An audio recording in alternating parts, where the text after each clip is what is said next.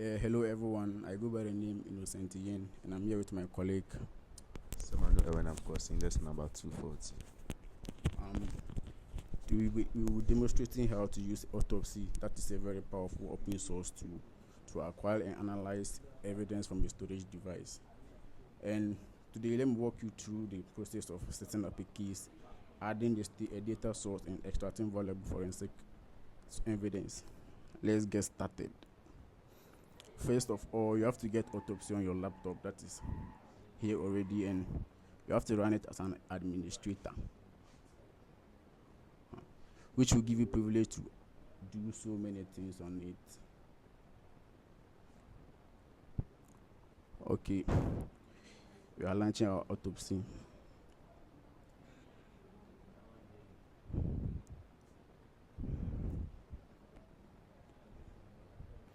Yeah, here you have to get a new case. That's click on here, and your case name. Forensic digital forensic. You have to get a unique name that will let you identify your case easily. And we have our own to be 001.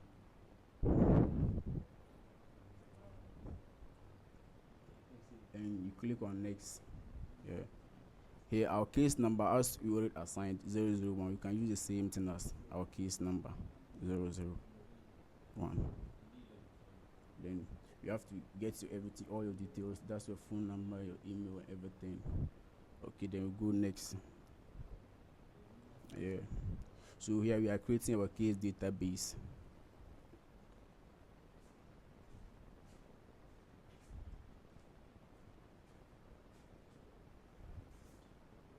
Yeah, we are still creating our large. Here, after creating our case database, we have to come here, and this is where we landed at. To go next. Okay. And you have, since we are running it on our local disk, you have to click on local disk, then go next. And here too, we've selected. You have to select your data source and come here, select disk, your disk and everything. Here, and you click on drive 01, drive 0. Yeah. Come on. Okay. Click on next.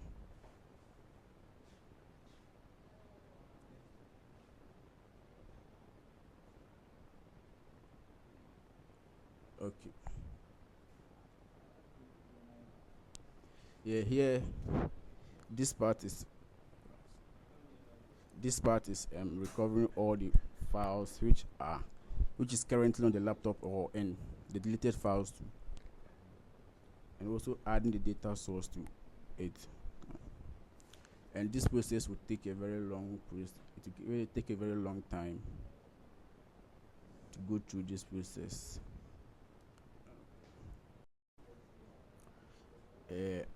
After adding the data source, we still have some files loading, and I will give it to my colleague to continue from here. So I'll be taking over from here and I'll be taking us along the way to how to extract evidence from maybe a lost data or from a file. So if you look at the screen, some files are still loading, and there are more over here. As I said, more they are still loading. It's going to take a very long while, so I'm going to pause the video and then continue later. So we are back here after adding a data source to my autopsy case number 001.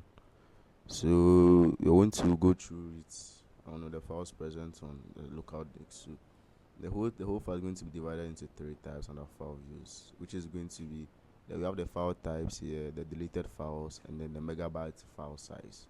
So I want to go through the first one, which is the file types. So let me extend it. So it's divided into 2. We have by extension and then by MIME type. By MIME type simply means files that have been transferred over the mail, over the time being. So let's go through that one. We have the application, image, text, and the video present over here. So let's go through the image. I'm going to double click, and double click again to select the one I'm interested in. You just go to image number 9, and I want to extract this file. I want to right click and then export this file. If I want to save it on the desktop, straightforward, I'm just going to save it and then it's going to just, extract it for me. So now the file has been extracted. Let's go and check whether if it has come. Okay, so now you have to just go through it. So here's the image here. It's loading, and then voila, we have been able to extract a file from the local disk.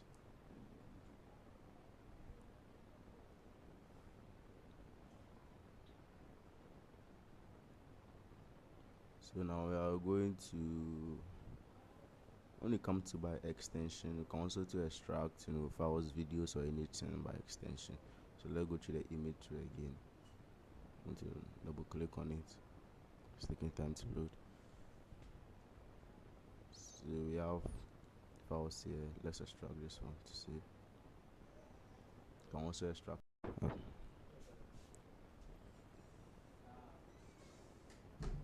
So I want to extract app-icon.png. I want to extract that file. So when you come over, you can see the hex, the text, and then the file metadata, which consists of when the file was modified, and when the file was modified, allocated on the drive and everything. So let's extract this file. So I want to extract the file,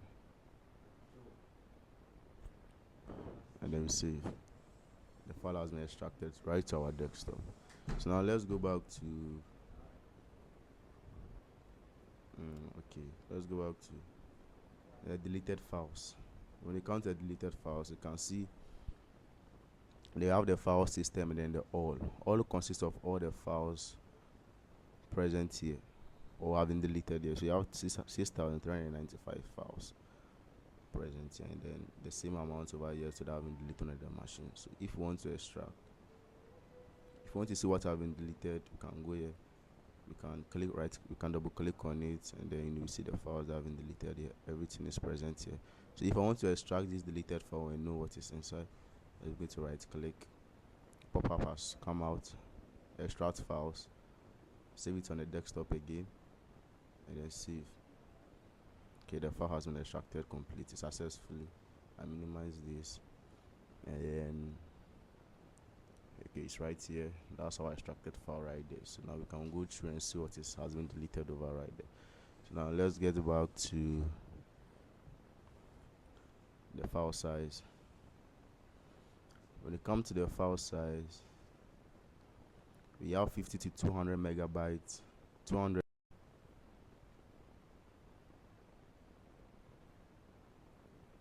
So when it comes to the megabyte file size, another file view, we want to click on it and then see we want to extend it by the plus. You have 50 to 200 megabytes, which are 210 files within the range of 50 to 200 megabyte storage. When it comes to 200 megabytes to 1 gig, we have 66 files. When it comes to 1 gigabyte plus, we have 33 files, which are their storage capacities, or let me say the value 1 gigabyte plus of storage capacity. So let's start with this one, megabytes, 50 to 200 megabytes. You have 210 files there. You have Python and the rest. So you can also extract these files, and then they're also going to the desktop. So that's how extraction is going to be. I'm going to save it. Try to the desktop. The files has been extracted. Okay. So yeah, same applies to the megabyte data. So that's what we have here. So that means that all these files present here are worth 1 gigabyte plus of storage on the local disk. So now we'll be able to walk you through the process of setting up a case, adding a data source, and extracting valuable forensics evidence. Thank you very much.